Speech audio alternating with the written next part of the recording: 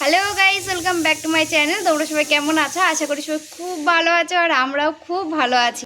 আর এই যে এখন সোনামা আর আমি সাজুগুজু করে নিয়েছি। এখন আমরা যাব একটু বাজারে। এখন তো আমাবতী চলছে, আমাবতীর মধ্যে তো একটু আম দুধ খেতে হয়, কিন্তু আমাদের এখনো একদিনও খাওয়া হয়নি। আর আজকে তো আমাবতী ছেড়ে যাবে, তাই এখন যাচ্ছি একটু আম নিয়ে আসতে। হ্যাঁ হ্যাঁ, বাড়ি ফিরবো তো। আমরা এখন কোথায় যাচ্ছি মাম্মাম? আমরা বাজারে আছি। তো চলো সোনার ফুল ড্রেসটা তোমাদের দেখায়। ড্রেসটা কেমন লাগছে অবশ্যই কমেন্ট করে জানাবে। সোনার আজকে সাজুগুজু। সোনা আজকে পিঙ্ক কালারের টপ পরেছে, ব্ল্যাক কালারের জিন্স পরেছে আর একটা পিঙ্ক কালারের বুট পরেছে। তো কেমন লাগছে সোনাকে দেখতে অবশ্যই কমেন্ট করে জানিও। আরে এই যে আমার সোনামণি রোজ দিনের যা কাজ, আজকে সকালবেলা নিচে নিয়ে আসেনি, এখন এসে একটু দেখেছে ফুল, ব্যাস ফুলটা তোলা হয়ে গেল। ঠিক আছে, চলো চলো চলো, ফুলটা নিয়ে চলো বাজারে তাড়াতাড়ি করে। ওই দেখো কি করছে, দেখো ফুলটা তুলে আবার পকেটে রাখছে। কাকে দেবা ফুলটা?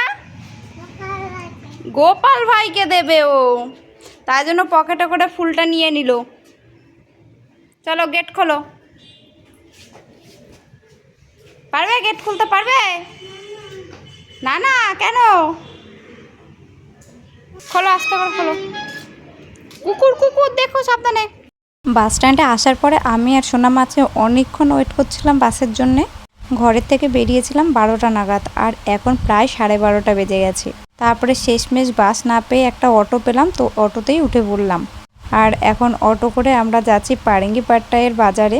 তো তোমাদেরকে তো আগেই বললাম আজকে কিন্তু বাজারে যাচ্ছি আম নিয়ে আসার জন্যে। আজকে যেহেতু আমাবতী ছেড়ে যাবে, আর আমাবতীর মধ্যে নাকি আম দুধ খেতে হয়, তাই জন্য বাজারে যাচ্ছি আম নিয়ে আসতে।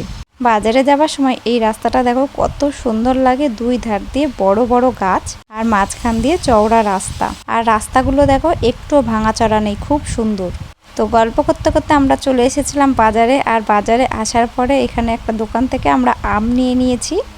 আর এগুলো যে কি আম, আমি এই আমের নাম জানি না, তো দেখা যাক কেমন হয়। আর আম নেওয়ার পরে আমরা সোজাসুজি চলে এসেছি আরেকটি অন্য দোকানে। এখানে এসেছিলাম আমি আর সোনা আজকে একটু আইসক্রিম খাবো বলে। এখানে আগে খুব সুন্দর সুন্দর আইসক্রিম রাখতো, কিন্তু আজকে এসে দেখলাম স্টকে সেরকম কোনো আইসক্রিমই নেই। তো আমি সোনাকে জিজ্ঞাসা করছিলাম যে সোনা কি খাবে, অন্য কি কিনে দিয়ে যায়। দোকানে আসলাম, কিছু না নিয়ে তো আর চলে যাওয়া যায় না। তো সোনার দেখো এই গোলাপি কালারের মিষ্টিগুলো খুব পছন্দ হয়েছিল, কিন্তু মিষ্টিগুলো দেখেই বোঝা যাচ্ছিলো যে ওগুলোতে কালার মেশানো। আর এইগুলো কেমন হবে খেতে, তাই জন্য আমি আর নিলামও না। মিষ্টিগুলোর দাম কত জানো? এক একটা 600-700 টাকা কেজি। এখানে মিষ্টির দামটা প্রচণ্ড বেশি, তবে মিষ্টিগুলো কিন্তু খেতে ভালো লাগে, তবে সব মিষ্টি নয়। তো আজকে আর কোনো মিষ্টি নিইনি। তারপর আমি সোনামাকে বলছিলাম যে সোনা তোমার অন্য কি পছন্দ সেটাই তুমি নাও। তো দেখো সোনার এখানে এসে ফুটি পছন্দ হয়েছে, তো সোনার জন্য একটা ফুটি নিয়ে নিলাম। আর এদিকে দেখো কত কেক রয়েছে, কিন্তু সবই একই ফ্লেভারের কেক, আলাদা আলাদা কিছুই নেই। তবে এই চকলেট ফ্লেভারের কেকগুলো আমার খুব একটা ভালো লাগে না, একটু তেতকুটে লাগে। এই যে আমাদের ফুটি কেনা হয়ে গেছে, এখন আমরা চলে এসেছি বাস স্ট্যান্ডে। আর বাস স্ট্যান্ডে আসার পরে আজকে এত কপাল খারাপ যে কি বলবো, এসে থেকে কতক্ষণ যে বসে আছি, তার মধ্যে মাঝে মাঝে একদম ঠাটা পড়া রোদ উঠছে, মাঝে মাঝে আবার মেঘ করছে। এই করতে করতে প্রায় আমরা 1 ঘন্টার উপরে এখানে বসেছিলাম। বসে থাকতে থাকতে তো আমি ভীষণ ক্লান্ত, সোনাও ভীষণ ক্লান্ত। তারপরে সোনা বায়না করলো যে সে মিল্কশেক খাবে, তোকে একটা মিল্কশেক কিনে দিলাম। সে তো খেলো না কিছুই, সেই মিল্কশেকটা নিয়ে ফেলাছেড়া করছিল। তারপরে আমি নিয়ে নিলাম, নিয়ে আমি নিজেই খেয়ে নিলাম। এই মিল্কশেকগুলো খেতে কিন্তু বেশ ভালো লাগে। আর দেখো লোকের দোকানের সামনে এখানে অনেকক্ষণ বসে বসে ওয়েট করছিলাম। তারপরে শেষমেশ একটা বাস পেলাম।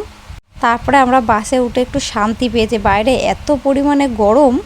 বাসে ওঠার পরে আমার সোনামার মুখেও একটুখানি হাসি ফুটেছে। ব্যাস 5 মিনিট পরেই আমরা বাস থেকে নেমে পড়লাম, নেমে ঘরের দিকে আসছি। আর আসার সময় সোনাকে বললাম চল একটু হেঁটে হেঁটে চল। তো সোনাকে যেই না কোল থেকে নামিয়েছি, আর আমার সোনাবুড়ি শুরু হয়ে গেছে দুষ্টুমি। সে দেখতে পেয়েছে একটা প্রজাপতি, আর এই যে ছুট লাগিয়েছে প্রজাপতির পিছন পিছন। তো সোনাকে নিয়ে রাস্তায় বেরোলে সোনা কিন্তু সবসময় এমনই করতে থাকে, শান্তভাবে একটুখানিও রাস্তায় হাঁটবে না। কোথায় গরু, কোথায় ছাগল, কোথায় মুরগি, যা পাবে তাই ধরবে। এই যে অনেক কষ্টে বুঝিয়ে সুঝিয়ে তাকে এখন বাড়িতে নিয়ে আসা হয়েছে।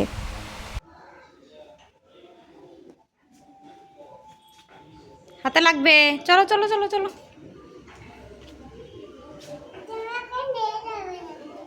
ঠিক আছে চলো।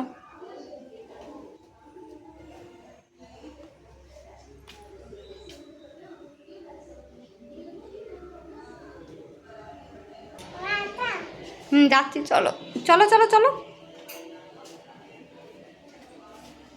এইটুকুনি ঘরে যেতে তার কত রকম ঢং হচ্ছে দেখো, ঘরে যেতে তার ইচ্ছেই করছে না। আর কালকে সন্ধ্যের টিফিনে বানিয়েছিলাম গরম গরম সিঙ্গারা বানিয়েছি, আর সেই রেসিপি তোমাদের সাথে শেয়ার করব না সেটা তো হয় না। সিঙ্গারা বানানোর জন্য এদিকে আমি সব কিছু গুছিয়ে নিয়েছি। এখানে নিয়েছি কাঁচা বাদাম, কাঁচা লঙ্কা কুচিয়ে নিয়েছি, আদা কুচিয়ে নিয়েছি, 5 ফোড়ন, ভাজা মশলা আর ছোট ছোট করে আলু ফুলকপি বানিয়ে নিয়েছি। আর এদিকে কড়াইটা আমি গরম বসিয়ে দিয়েছিলাম। কড়াই গরম হতে তার মধ্যে দিয়ে দিলাম বেশ খানিকটা পরিমাণ কিন্তু সর্ষের তেল। আর এখন আমি এর মধ্যে কাঁচা বাদামগুলো দিয়ে দিয়েছি। কাঁচা বাদামগুলো একটু ভালো করে নাড়াচাড়া করে কিন্তু ভাজা করে নেব। কাঁচা বাদামগুলো ভাজা করতে গেলে প্রত্যেকবারই আমার বেশি ভাজা হয়ে যায়, দেখে মনে হয় যেন ভাজাই হয়নি। তারপরে যখন বাদামগুলো বাটিতে তুলে নিই তার কিছুক্ষণ পরে দেখি বাদামগুলো কড়া ভাজা হয়ে গেছে, একদম বেশি লাল হয়ে গেছে। তো আজকে খুব একটা কড়া করে আমি ভাজবো না, একটু হালকা হালকা লাল লাল হলেই আর বাদাম ভাজার গন্ধ বেরোলেই কিন্তু আমি বাদামগুলো তুলে দেব। তো দেখো বাদামগুলো প্রায় লাল লাল হয়ে এসেছে আর গায়ের থেকে খোসাও ছেড়ে দিয়েছি। এখন আমি বাদামগুলোকে তুলে নেব। আর আজকে যে ইন্ডাকশানটার কি হয়েছে ভগবানই জানে, প্রচণ্ড জ্বালাচ্ছে। কিছুক্ষণ পরপরই ইন্ডাকশানটা বন্ধ হয়ে যাচ্ছে, বুঝতে পারছি না কেন এমন হচ্ছে। সকালেই তো চালালাম, তো বেশ চলছিল, এখন হঠাৎ করে কেন যে এমন হচ্ছে কে জানে। তো দেখো বাদাম ভাজা তেলের মধ্যেই এখন আমি দিয়ে দেবো 5 ফোড়ন, আর তার সাথে দিয়ে দিলাম একটা শুকনো লঙ্কা। এই 5 ফোড়ন আর শুকনো লঙ্কাটা একটু নাড়াচাড়া করে ভাজা করে নেব। 5 ফোড়নের একটি সুন্দর গন্ধ বেরিয়ে আসলে এর মধ্যে কিন্তু আমি দিয়ে দেব কুচিয়ে রাখা আদা, আর দিয়ে দিলাম কাঁচা লঙ্কা কুচি। কাঁচা লঙ্কাটা দেওয়ার সাথে সাথে এত পরিমাণে তেল ছিটছিল কি আর বলবো, বেশ কয়েকটা জায়গায় আজকে ছ্যাঁকাও খেয়ে নিলাম। তো যাই হোক, দেখো লঙ্কাগুলো প্রায় ভাজা হয়ে এসেছে। এর মধ্যে এখন আমি আগে থেকে আলু আর ফুলকপি বানিয়ে রেখেছিলাম সেটাই দিয়ে দিলাম। আর এই আলু আর ফুলকপিগুলো এখন কিন্তু খুব ভালো করে আমি ভাজা করে নেব। আর এর মধ্যে দিয়ে দেবো সামান্য একটু লবণ। আর লবণটা দেওয়ার পরে আবারও কিন্তু খুব ভালো করে নাড়াচাড়া করে নেব। সিঙ্গারার তরকারিতে অনেকে কিন্তু শুধু আলু দিয়েই বানায়, অন্য কোনো সবজি ব্যবহার করে না। তবে আমার ঘরে আজকে ফুলকপি ছিল, তাই ভাবলাম একটু ফুলকপি দিয়ে বানিয়ে দেখি কেমন লাগে। এর আগেও আমি বহুবার সিঙ্গারা বানিয়েছি, তবে তখন কিন্তু আলাদা কোনো সবজি ব্যবহার করিনি। আজকে প্রথম ফুলকপি দিলাম। আজকে ইন্ডাকশানটা এত পরিমাণে জ্বালাতন করছিল যে না পেরে আমি গ্যাসেই বসিয়ে দিলাম। বারবার কেন জানি না বন্ধ হয়ে যাচ্ছে ইন্ডাকশানটা। আর এদিকে দেখো আমার তরকারিটা প্রায় হয়ে এসেছে। তো আলুগুলো এখন ভালোই সেদ্ধ হয়ে গেছে, আর সেইগুলোকেই আমি খুন্তি দিয়ে একটুখানি চেপে চেপে একটু মিশিয়ে দিচ্ছিলাম, যাতে তরকারিটা একটু মাখো মাখো টাইপের হয়। তো তরকারিটা পুরোপুরি রেডি হয়ে যাওয়ার পরে তার মধ্যে দিয়ে দিলাম আগে থেকে ভেজে রেখেছিলাম যে বাদামগুলো, সেগুলোই। আর বাদাম দেওয়ার পরে আবারও কিন্তু খুব ভালো করে আমি মিশিয়ে দিচ্ছি। আর দেখো তরকারি একদম কিন্তু ঝোল শুকিয়ে গেছে, ঝোল শুকিয়ে গিয়ে একদম আটো আটো হয়ে গেছে। আর সিঙ্গারার তরকারি কিন্তু এরকম আটো আটোই বানাতে হবে। যদি তরকারিতে জল থাকে বা একটু ঝোল ঝোল বানাও তাহলে কিন্তু সিঙ্গারা বানাতে পারবে না ঠিকঠাক করে। তো এখন আমি একটা থালার মধ্যে সমস্ত তরকারিটা তুলে রাখছি। এখন আমি থালাটা একটু ফ্যানের নিচে রেখে দেবো, যাতে খুব তাড়াতাড়ি তরকারিটা ঠান্ডা হয়ে যায়। তরকারিটা তোলার সময় এত সুন্দর একটা গন্ধ বেরোচ্ছিল, যেন মনে হচ্ছিল পুরো বাজারে সিঙ্গারার মতন গন্ধ বেরোচ্ছে। তো দেখো আমার তরকারিটা তোলা কমপ্লিট হয়ে গেছে, একটু ছড়িয়ে দিলাম, তাড়াতাড়ি ঠান্ডা হয়ে যাবে। আর এদিকে দেখো আমি আগের থেকেই ময়দাটা মেখে রেখে দিয়েছিলাম, কিন্তু কি দিয়ে মেখেছি সেটা তোমাদের দেখানো হয়নি। তো আমি এখনই বলে দিচ্ছি তোমাদেরকে কিভাবে ময়দাটা মেখেছি। তো আমি ময়দার মধ্যে দিয়েছিলাম সামান্য একটু কালো জিরে, একটু লবণ, আর বেশ খানিকটা পরিমাণ সাদা তেল। আর এই উপকরণগুলো দিয়ে তারপরে কিন্তু খুব ভালো করে ময়দার সাথে মিশিয়ে নিয়েছিলাম। তারপর অল্প অল্প করে জল দিয়ে একটি শক্ত ডো বানিয়ে নিয়েছি। তারপরে রেখে দিয়েছিলাম প্রায় 20 থেকে 25 মিনিটের জন্যে। তো তারপরে 15-20 মিনিট পরে কিন্তু আবারও ময়দাটাকে খুব ভালো করে মসটিয়ে নিয়েছি। আর মশলানোর পরে তো দেখতেই পাচ্ছ ছোট ছোট করে ডো কেটে নিয়েছি। আর এইগুলো সাইজ কিন্তু লুচি বানানোর জন্য আমরা যে ডোগুলো কাটি তার থেকে সামান্য একটু বড়। তো আমার 8টা মতন ডো হয়েছে এখানে। তো একটা ডো থেকে কিন্তু 2টো করে সিঙ্গারা বেরোবে। আর আমার এখানে যেহেতু 8টা ডো হয়েছে, মানে আমার এখানে 16খানা সিঙ্গারা তৈরি করতে পারবো আমি। তবে এতগুলো সিঙ্গারার তো আমার প্রয়োজন নেই, তাই জন্য আমি 2টো ডো রেখে দেব। আমি আজকে ওই 10-12টা মতন বানাবো। আমরা দুজন যেহেতু, তো এর থেকে বেশি সিঙ্গারার প্রয়োজন নেই, বেশি বানালে নষ্ট হবে খামোখা। তো চলো এবার তোমাদেরকে দেখাই যে এটা আমি কিভাবে বেলে নিচ্ছি। তো এটা কিন্তু আমি লুচির মতন গোল গোল করে বেলবো না, এটা একটু লম্বা ধরনের হবে। তো দেখতেই পাচ্ছ আমি ঘুরিয়ে ঘুরিয়ে বেলছি। তো সাইডগুলো আমি খুব একটা মোটা করিনি। আর এটা কিন্তু খুব একটা মোটা করে বেলা যাবে না, আবার খুব একটা পাতলাও করেও কিন্তু বেলা যাবে না, মিডিয়াম বলতে পারো। তো বেলার পরে আমি কিন্তু এর উপর ময়দা ছড়িয়ে দিচ্ছিলাম। ময়দা ছড়ানোর পরে দেখো মাঝখান বরাবর আমি কিন্তু চাকু দিয়ে সমানভাবে কেটে নিয়েছি।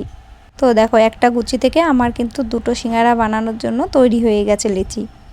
আর ময়দাটা ছড়িয়ে নিলাম এই কারণে, যেহেতু আমি একটার উপরে আর একটা রাখছি, তো ময়দাটা যদি না ছড়িয়ে দিই তাহলে কিন্তু একে অপরের সাথে গায়ে গায়ে লেগে যাবে, তখন আর ভালো করে বানাতে পারবো না। তাই অল্প অল্প করে ময়দা ছড়িয়ে দিচ্ছিলাম যাতে কেউ কারোর গায়ের সাথে লেগে না যায়। তো দেখো আমার বেলা কমপ্লিট হয়ে গেছে, আর দেখো কেউ কিন্তু কারোর গায়ের সাথে লেগে যায়নি। তো চলো এখন ঝটপট করে আমি সিঙ্গারাগুলো কিভাবে বানাচ্ছি দেখে নাও। তো দুই মাথা ধরে আমি মাঝখান বরাবর ওগুলোকে জুড়ে নিলাম। তারপরে খুব ভালো করে আঙুল দিয়ে চেপে চেপে দিয়েছিলাম যাতে ভাজার সময় খুলে না যায়। তারপর এর মধ্যে বেশ খানিকটা পরিমাণ তরকারি ভরে দিলাম। তারপর তরকারিটাকে একটু চেপে চেপে ভরে তারপরে কিন্তু উপরের মাথাটাকে খুব ভালো করে জুড়ে দিচ্ছিলাম। ব্যাস আমার কিন্তু একটা সিঙ্গারা রেডি হয়ে গেছে। তবে সিঙ্গারাগুলো দেখতে খুব একটা হয়তো সুন্দর হয় না, কারণ রেগুলার যেহেতু বানায় না, তাও চেষ্টা করেছি যতটা সুন্দরভাবে বানানো যায়। আর এরপরেই শুরু হবে ধৈর্যের পরীক্ষা। কেন জানো? সিঙ্গারা বানাতে যত না সময় লাগে তার থেকে দ্বিগুণ সময় লাগে সিঙ্গারা ভাজতে। এই এক খোলা সিঙ্গারা ভাজতে কিছু না হলেও সময় লাগবে প্রায় 20 থেকে 25 মিনিট বলতে পারো। কেননা সিঙ্গারাগুলো কিন্তু একদমই গরম তেলে ছাড়া যাবে না, একদম ঠান্ডা তেলে ছাড়তে হবে। আর গ্যাসটাকে কমিয়ে রেখে কিন্তু ধৈর্য ধরে এপাশ ওপাশ করে খুব ভালো করে কিন্তু সিঙ্গারাগুলো ভাজতে হবে। গ্যাসের হিটটা বাড়িয়ে দিয়ে যদি তুমি সিঙ্গারাগুলো ভেজে নাও তাহলে কিন্তু সিঙ্গারাগুলো লুচির মতন হয়ে যাবে, আর সেই খাস্তা ব্যাপারটাও থাকবে না। আর এই জন্য কিন্তু ধৈর্য ধরে অনেকটা সময় নিয়ে সিঙ্গারাগুলো ভাজতে হবে। তো দেখো তোমাদের সাথে গল্প করতে করতে আমি কিন্তু অনেকগুলো সিঙ্গারা বানিয়ে ফেলেছি। তো চলো প্রথমে এগুলোকে ভাজা করে নিই। তো দেখো কড়াইটা আমার গরম হয়ে গেছে। এখন কিন্তু এর মধ্যে আমি বেশ খানিকটা বলতে পারো একটু বেশি করেই তেল দিতে হবে। তো আমি অনেকটা পরিমাণে কিন্তু তেল দিয়ে দিয়েছি, আর তেলটা কিন্তু খুব একটা বেশি হিটও হয়নি। এখন এর মধ্যে দিয়ে দিচ্ছি একটা একটা করে সিঙ্গারা। তো সিঙ্গারাগুলো দেখেই তোমরা বুঝতে পারছো যে তেলটা কেমন গরম আছে। একদমই কিন্তু হালকা গরম রয়েছে তেলটা। তো ওই হালকা হিটেই কিন্তু টুকটুক টুকটুক করে সিঙ্গারাগুলো এখন ভাজা হবে। আর সিঙ্গারা আজকে কেন বানাচ্ছি জানো? বেশ কয়েকদিন ধরে সোনার বাবা সিঙ্গারা খেতে চাইছিল। চাইলে কিন্তু আমরা বাজার থেকে কিনে এনে খেতেই পারি, কিন্তু এখানকার বাজারে সিঙ্গারাগুলোর মধ্যে এমন কিন্তু আলু ভরা থাকে না। কি ভরা থাকে জানো? পেঁয়াজ ভরা থাকে। আমাদের কাছে মনে হয় এখানকার সিঙ্গারার থেকে আমাদের কলকাতার সিঙ্গারাই বেশি ভালো খেতে। তাই আমরা মাঝে মাঝে ঘরে এরকম সিঙ্গারা বানিয়ে খাই। তো দেখো ইন্ডাকশানে তো বসানো ছিল, ইন্ডাকশানে হিটই হচ্ছে না, বারবার করে বন্ধ হয়ে যাচ্ছে। আবার আমি নিয়ে চলে আসলাম গ্যাসে। কি যে হয়েছে ইন্ডাকশানটার বুঝতেও পারছি না। মনে হচ্ছে ইন্ডাকশানটার একটু ডাক্তার দেখানোর প্রয়োজন হয়েছে। তো যাই হোক, দেখো সিঙ্গারাগুলো কিন্তু এক পিঠ অল্প অল্প ভাজা হয়ে গেছে। এখন আমি আবার উল্টে উল্টে দিচ্ছি। আর এইদিকে আমার সোনামণি চলে এসেছে আমাকে দেখতে। মা এতক্ষণ ধরে রান্নাঘরে কী করছে, সারা শব্দ কিছুই দিচ্ছে না। ওরও আর ভালো লাগছে না। কেন যেন আমি এই সিঙ্গারা ভাজতে বসেছিলাম প্রায় তখন বাজে 4টে মতন, আর এখন সন্ধে হয়ে গেছে, 7টা বেজে গেছে, এখনও আমার সিঙ্গারা তৈরি হয়নি। তো দেখো দুই একটা সিঙ্গারার মুখ কিন্তু আমার একটু একটু খুলে গেছে, তবে ভেতর থেকে কিন্তু তরকারিগুলো বেরিয়ে আসেনি। তো সিঙ্গারা এক খোলা আমার ভাজা কিন্তু কমপ্লিট হয়ে গেছে। সিঙ্গারাগুলো দেখতে কিন্তু বেশ ভালোই লাগছে, আর কালারটাও দেখো কত সুন্দর হয়েছে। তো আজকের মতো ভিডিওটি এখানেই শেষ করছি। আজকের এই সিঙ্গারা বানানো তোমাদের কেমন লাগলো অবশ্যই কমেন্ট করে জানিও। ভালো লাগলে একটা লাইক কমেন্ট শেয়ার করো, আর হ্যাঁ ইচ্ছে হলে চ্যানেলটি সাবস্ক্রাইব করে দিতে পারো আরও নতুন নতুন ভিডিও পাওয়ার জন্য। তো চলো এখনকার মতন টাটা বাই।